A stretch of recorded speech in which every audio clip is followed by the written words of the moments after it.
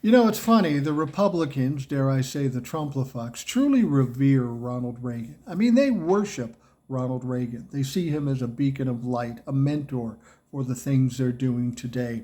And the funny thing about it is this. If Ronald Reagan were alive today, watching the shit these clowns are doing, he'd probably punch them in the fucking throat. Seriously.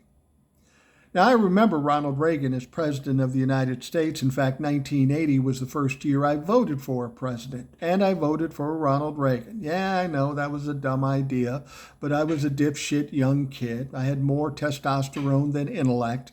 We were coming out of a bad economy, high gas prices, gas shortages, and we appeared to be weak. So we needed Ronald Reagan in there to be tough. And he was elected, and he was 70 years old when he was elected.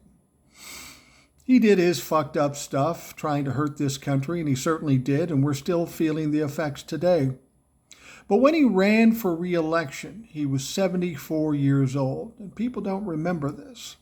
But his age was of concern, his mental acuity was of concern, and he was questioned about it a lot. He would have been the oldest president at 74 at that point. So he was going through it much like Joe Biden is. There was some question as to whether he was sharp anymore. Now, Ronald Reagan was a pretty incredible orator, and he was able to play it off. There was one situation in a debate with Walter Mondale, I think. And when he was debating with Walter Mondale, the concept of age being an issue in this race, and he was asked about the age issue in the race.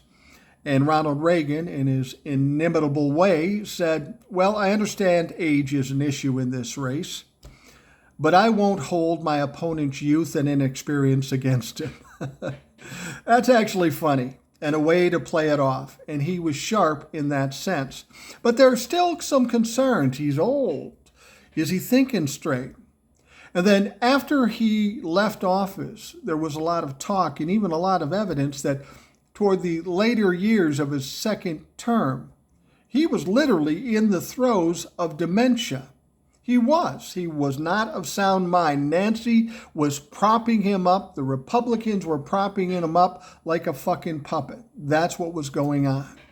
It's interesting that the Republicans would revere Ronald Reagan, given what we know about him now, and give Joe Biden shit today, when there's far less evidence that there were problems with Joe Biden than there was with Ronald Reagan. So we'll see what happens, but it's not like we haven't seen this before.